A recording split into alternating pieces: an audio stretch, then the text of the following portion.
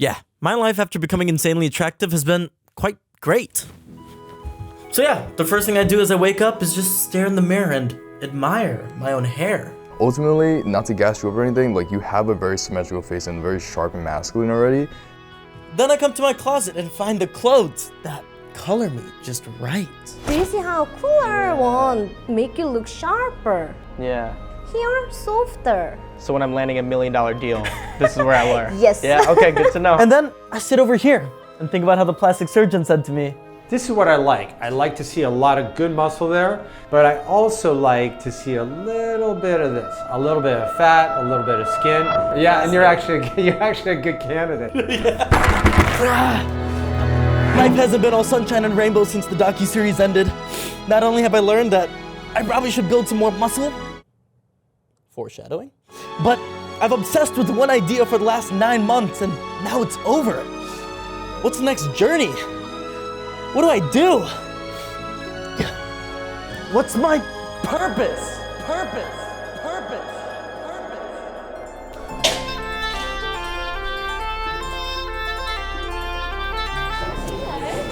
Hey. Can I get a cappuccino, please, with regular milk? Cappuccino with regular milk? You're Tejas, right? I was told to give you this.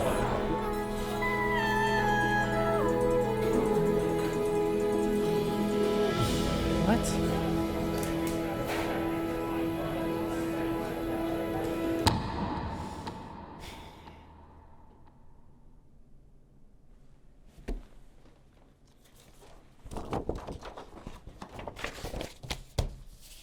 So that intro was filmed on this day. And I wanted this video to come out on this day. And today is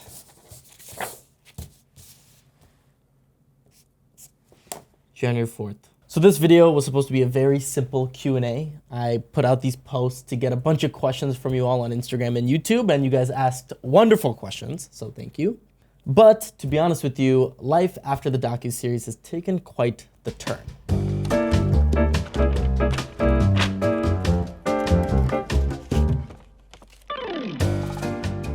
So in the middle of November, I got invited to go to San Francisco and speak at the Google headquarters. Here we go. Thank you all. And from there, I immediately went to Washington, D.C. and met one of my favorite actors in real life. Smith. I love the Smiths. Sorry. After that, flew right to Miami to do a cruise with my family. Flew back to New York thinking this is gonna be the time I'm gonna grind, but unfortunately fell a little sick. And once I recovered, I flew to Los Angeles to do a gala with YouTube.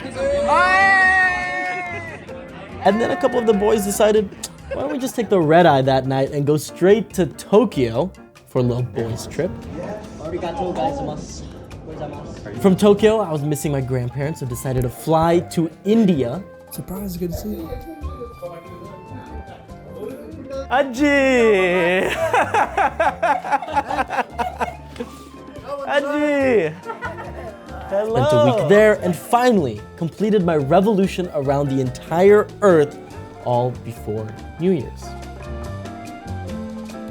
So yeah, this video is a Q&A, but some of these events were really eye-opening, so I decided to vlog them for you and included that in this video as well. But first, let's dust off that old big beige book of beautiful questions that we decided to make 2 months ago and start with question number 1. How do you grow on YouTube and how did you start? That's a great question, and the answer is brought to you by today's sponsor, Spotter Studio. In order to grow on YouTube, you need to understand packaging, which means what is the promise you're creating in the title and thumbnail, and how are you delivering on that promise in the video? Someone actually asked in part of this Q&A video, why didn't your video about the Sidemen pop off? And although a little harsh, I thought this is a perfect example of a video I created in the past that I don't think today had good packaging, so let's improve upon it. When I look back on that video, one thing I can clearly see wrong is the thumbnail. Yes, it's a parody of already existing Sidemen thumbnails, but I think it's giving off the wrong expectation. 1, you can't tell it's a video essay. 2, some of the aspects, especially in this bottom left-hand corner, are too small. And 3, it's not creating that extra level of curiosity that I think good thumbnails have. A secret in the YouTube world is you can spend hours on editing and creating a really great video, but if the title and thumbnail are off, your work can get buried. And that's where Spotter Studio comes along. It's a platform that can analyze what's best for you by using real data and patterns. Fun fact, did you know that certain color palettes or minor tweaks with your wording can make huge differences with your click-through rate? So let's use Spotter to see what can be improved with my Sidemen thumbnail from earlier. If I click on this video, I can brainstorm new thumbnail ideas, get different variations of the same thumbnail, or I can generate alternative ideas that give off a different emotion than the original. I love this suggestion because by having me in the thumbnail, it creates an expectation that this is a video essay. Plus, it has this easy to read graph that suggests that this is going to be an analytical video, something that I think creates an additional level of curiosity. In general, videos made with Spotter Studio earn 49% more views in the first 7 days compared to videos that don't. Spotter is giving everyone here a 60-day free trial using the link in the description, so check it out. So thank you, Spotter, and now back to the Q&A.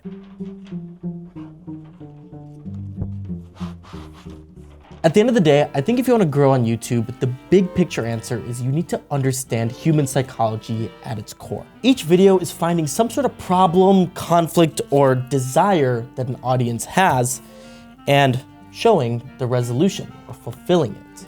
But how you get from here to here is a journey that should be unique to you.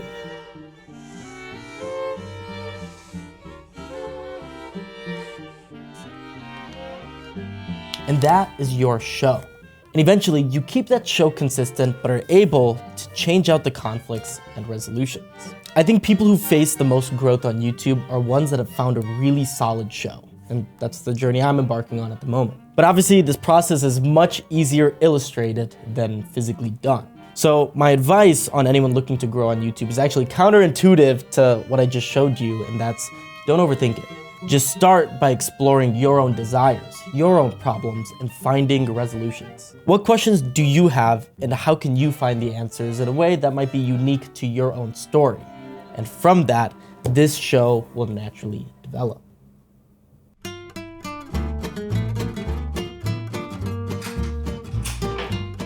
Jesus. That was the best. What is up, San Francisco? We are here for leg 1 of this crazy trip. I got an email last week about how they're flying every single product manager in the world that works for YouTube here in technically Mountain View, California. And a couple of us are going up on stage with the chief product officer and speaking about how to improve YouTube, which is crazy. I mean, this whole thing still feels like such a dream. Like, this all simultaneously feels like I've been working on YouTube for the past 4 years, but also it just feels like I've been doing it for less than a year. So it's a really cool honor, and I can't wait. How was that, Saul? It was great. Did you hear me? I did a little bit. Yeah? You like the fake walk-in to the hotel room shot? This is what I've always been wanting to see. What is YouTube? What is YouTube? Really? Oh, it's a lot of faking it. So the second half of that question is, how did you start your career? In high school, I was part of this club called Rube Goldberg. It's where we built these fun machines over the course of a year. And the moment I joined, I naturally found myself taking progress videos of this machine. But soon, a progress video also turned into a friend's reaction. Yeah, how are we doing with this machine? Awful. And then filming a friend's reaction went to me filming some sort of inside joke. And then all of a sudden, over the course of my entire junior year, I just collected these clips of my 20 best friends as we went through the adventure of building a machine. The returning champions from 2016, Lake Park. And at the very end of the year, myself and my friend Sahil decided to ask, why didn't we just string together all of those clips that you recorded throughout the whole year? Make some sort of documentary out of it. This is the conclusion of Roof 2017! Naively, we thought this was only going to take a couple hours on Windows Movie Maker, but Fast forward 2 all-nighters later, we have this time capsule of one of my favorite years of my life. Sahil was there the day I made the YouTube channel, like from 0 subscribers. So I'm just curious, like your perspective on seeing this thing that's now become like my full-time career. Okay, so going back to the very beginning, I think I don't remember too much. So like RubeDoc and stuff was really fun to make with you, but I don't really remember at that moment feeling like, oh, Tejas really likes making videos and this is the thing that he wants to do. I think that was important though. I think that's important because we made a video. The right 2 lanes to exit, right 2 exit 24C. I think it's important because we decided to make this video. How long did that Rube documentary take? Oh, we stayed up all night. We did it. We Did stayed we up do all it night. one night or 2 nights? I think it was 2 nights. I started creating videos not with the intention of like, oh, let's make it on YouTube. Yeah. It really just became, I think I just fell in love with the game that moment. I remember going like, yeah, I remember looking at that and then especially showing the Rube documentary to everyone and then That just was- seeing the yes, emotions yes, people went through. yes. I went, okay. Before even considering YouTube as a career, I naturally found myself loving to just document and collecting moments throughout my life. And I think this is a really important point because if there wasn't any sort of money or fame attached to this career, I would still be doing most of my day-to-day actions today. It's awesome to see moments like those frozen in time and being able to access them years later. It's been almost 8 years since that first Rube Goldberg documentary I made. Okay, now it might look like I'm just chilling and having fun out here in San Francisco, but this is all a front to distract myself from how nervous I am, because in the next cut of this video, I will be at the Google. Jesus. One of the craziest looking headquarters I think I've ever been to. How does Tejas Hullur LLC get a studio like this one day? I love public speaking, but it's in its own category for how much it raises my heart rate. It's not every day you find yourself on stage with the chief product officer of the platform that you're banking your career on.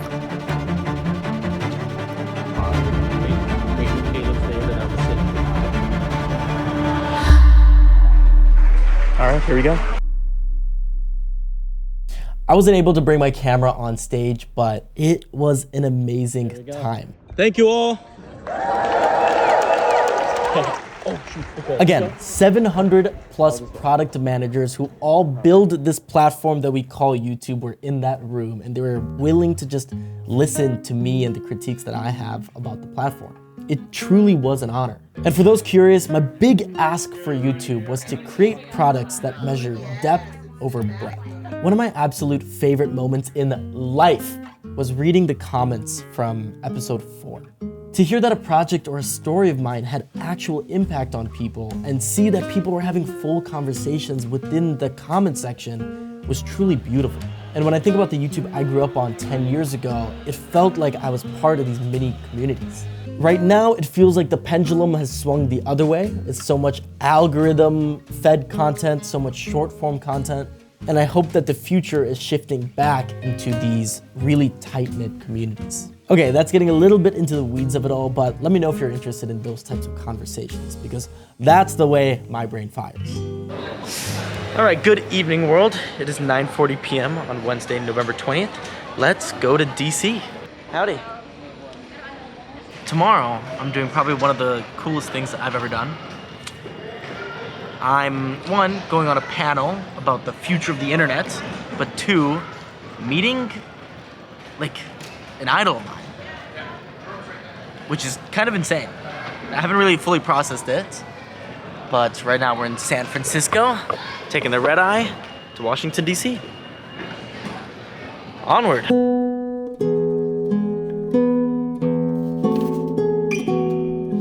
Can you give an overview of how you made the Attractive series? First of all, so many questions that I received in this Q&A were all about the Attractive series, how we made it, the behind the scenes, which is like the highest compliment of them all.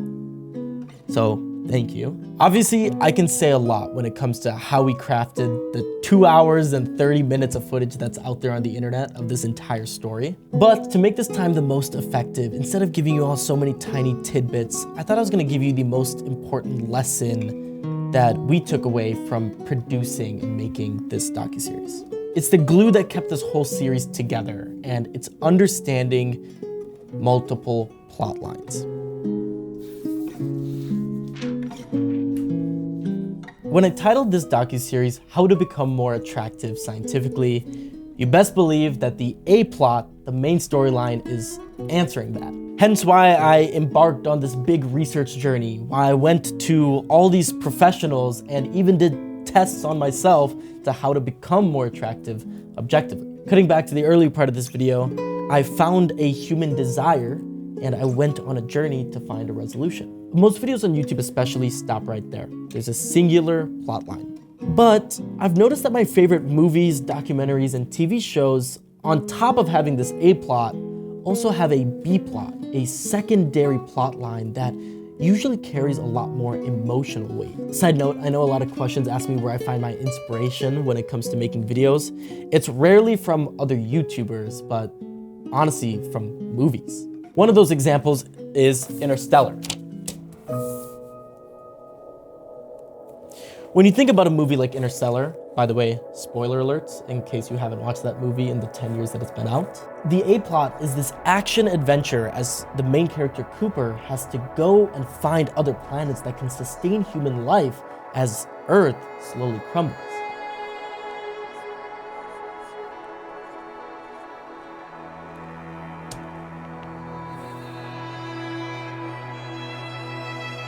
But underlying this A-plot is a not so obvious B-plot. And in Interstellar, it's about a father-daughter relationship and how far a parent would go to save their child's life. This B-plot adds an emotional depth to this high-stakes sci-fi A-plot, really questioning what role does love play when it comes to saving humanity.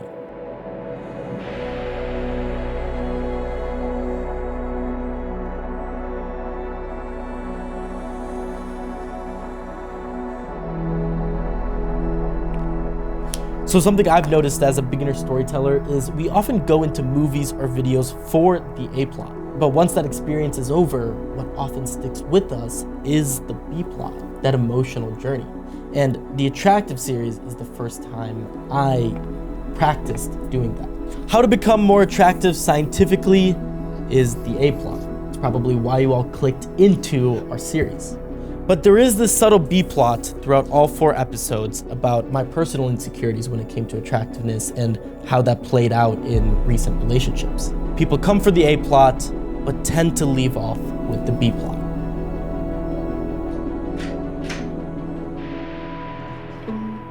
What is up, crew? Welcome to location number 2. So a week ago, I get a call. Hey, someone wants to have a call with you on Friday. Are you free? And I was like, what? What does that even, why is it so cryptic? Joseph Gordon-Levitt wants to have a call with you. And it was one of those things where I literally went, who's that? Because it just sounded so unrealistic. Joseph Gordon-Levitt being the actor from 500 Days of Summer, Inception, Looper, Don John, that Joseph Gordon-Levitt. Today is November 15, 2024. In about 5 minutes, I have a meeting with Joseph Gordon-Levitt. It's probably the most surreal Zoom call that I'm experiencing up to this date. Very nervous. Genuinely pretty nervous. If you're not 5 minutes early, you're late. What's the saying? If you're not early, you're late. On that. Oh. Hello. How's it going? I'm good. How are you? Good. And basically, by the end of that call, he's like, hey, this sounds crazy, but next week there's this panel in DC. Anyway, we could go on and talk about this. You're a great conversational partner about this kind of stuff. There's this organization, Project Liberty. They're holding an event in DC. It's sort of short notice. I apologize. We're talking about the future of the internet and TikTok and YouTube, and do you want to be on it? It is currently 8:58 a.m. on Thursday, November 21st. And in about 1 hour, we're gonna meet the team for the first time.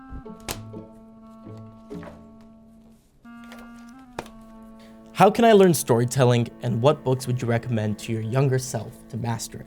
So I've never studied film, nor do I have any sort of traditional background when it comes to this craft. But looking back, one of the things I'm really proud of is the fact that I've created and published something almost every single day for the past 4 years. But if I were to give any sort of resource that has helped me a lot, it's Pixar's 22 Rules of Storytelling. I tend to read these 22 rules every once in a while, and I've noticed that every time I do read it, there's something I've always missed and something that like hits me. Currently, my favorite rule is rule number 3.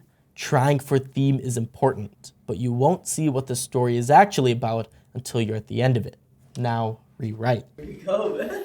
Here we fucking go. We recording? We speeding? Yeah. I missed you, Ken. I missed you. It's nice having someone else on the camera. What's up, man? Are we gonna go meet him? Are you excited? I don't know what to expect. I'm gonna lock in. But I'm still so giddy, dude. So this was a pretty unreal moment, a pretty unreal day, to be honest with you. And not that I do this often, but whenever I do meet someone a lot more accomplished than myself, try to stay out of the way. Don't ask too many questions, and if you do, just really read the room and make sure that you're not annoying them. Then we raised investment money. And we did that for good reason, because we wanted to build better stuff. But with Joseph Gordon-Levitt, no matter the question I asked him, he just answered back with so much value. If you were to go back and could tell an earlier Joe to raise money or not, would you have taken back that decision? Oh, what a great question. And it made me realize that I didn't have to feel as timid with him. We talked about everything from business to his earliest times in Hollywood to the TikTok ban, which is actually the reason why we were in Washington, D.C.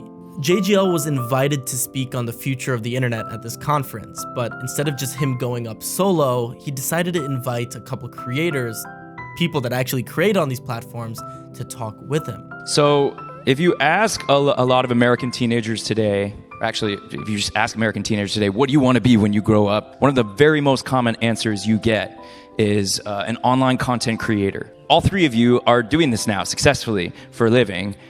So first of all, how's that feel to have the dope job? It's an incredible, I have to pinch myself every morning of this ability. And for me specifically, I want to become a filmmaker, a director, an actor.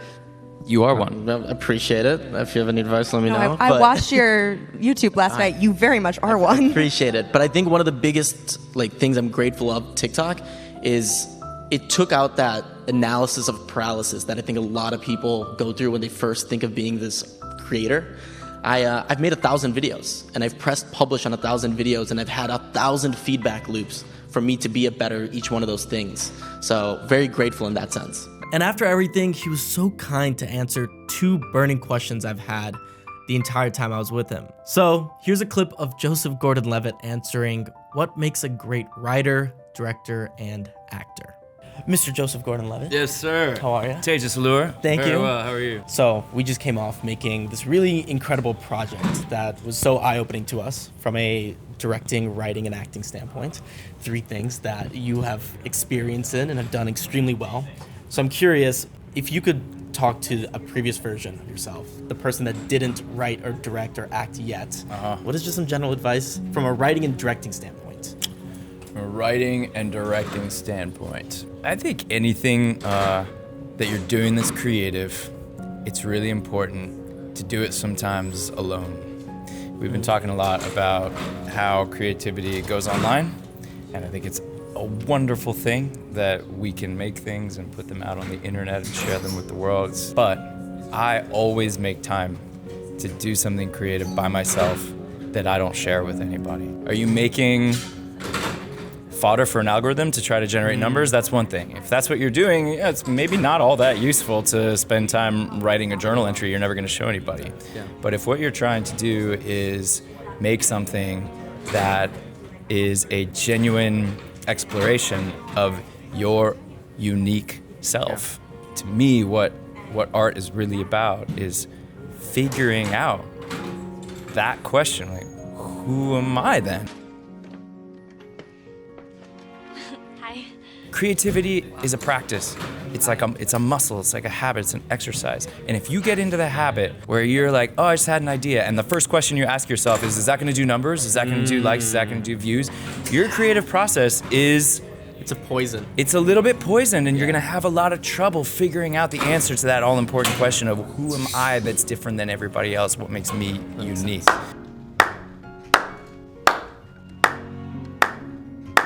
Yeah, I just want to add something to what the kid said, because I think I know where he was going with that. Go deeply into yourself, Yeah. where no one else is, and see if you can get all the way down there where you truly, genuinely don't care what anybody else thinks, and you know that no one's watching you at all, and see what you have to say. I've been loving writing my own acting scenes, and I'm starting to get into this like acting brain. What makes a good actor? Should I go to acting school? Should I how do I become someone that does that art good? Yeah, you know, one thing I would say, which sounds maybe just simple, and this is again, do it by yourself. Spend some time doing this by yourself so you're not worried about performing. Just read out loud. Find something you like reading. It could be a novel, or it could be an article, or it could be whatever. And just read it out loud. Acting in the sort of traditional sense of the word, ultimately that's what that is taking words off a page, something that someone wrote, and embodying them. And that's a muscle. Again, it's like working out. People sometimes ask me like, how do you know what to do? Or like, how do you know like what expression to put on your face or whatever? Like, don't worry about any of that. Yeah. If you get used to just reading out loud and not thinking about yourself, but just thinking about the words and understanding the words really fully and saying them in a way that you understand them yourself, really understand them. Don't just say them. Really understand what you mean and why you're saying what you're saying. Just do that. Do that every day. Do that like exercise. Just read out loud. I think Matthew McConaughey was once asked, like, he said when someone asks him how does he memorize all these lines, he's like, you're asking the wrong question. Yeah, for right sure. there. Yeah, that's Same true. thing. Yeah. Well, especially like if you're used to reading out loud, that just becomes a muscle, and that's not the hard part. That's but you do need that. Is it that muscle? Is that buying into that character you're playing? Like Acting is an art and craft of empathy, and I imagine what he's talking about is like the actual lines or the memorization, whatever. That's all like that should be secondary to really understanding, empathizing with your character in the moment in the story, etc. All that. If you're getting tripped up on the technique, it's going to be hard for you to focus and really get into the empathy. So if you just get that muscle strong because you're reading out loud every day, then that part, like, don't worry. Like that part's easy. Amazing. That's what I got. Right on. Thank you. Cheers, buddy. Yeah, you should slap me. Slap me real quick. Oh, Jesus. Oh my God, you went for it. You said slap. What the heck happened, dude? In the last 36 hours. This is the first. I mean, so many thoughts. I don't know, it's just like every once in a while I still feel like I have a level of imposter syndrome with this, and it's like reinforcing that, I'm in the right place and I'm doing good work. So that's always nice. What is your plan for the future? Is there going to be another series? The future is bright. We have a lot in the works. I think if I were to put 2024 into a couple words when it comes to our YouTube channel, it's that we have really found our voice. We've really found what makes a video on this channel unique, what our corner of the internet looks like. So this year, the plan is to continue making those and improving upon them. Also, as you saw earlier, meeting Joseph Gordon-Levitt, I think he's inspired me to submit my first self-auditions, my first self-tapes. What does stepping into traditional media look like as a potential actor, a potential director, writer? Who knows?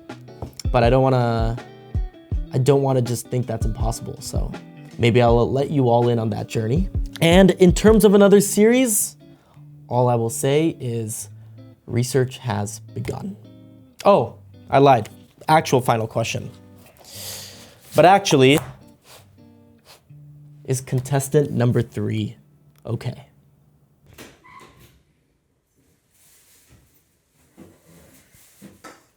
How are you feeling? Just a lot of strong emotions, sadness, honestly. I'm disappointed in myself. And I think the last couple of months, I've just been questioning like my identity and who I am as a person. And this, honestly, I thought was going to be like a fun experience, but it's crushed me a little bit.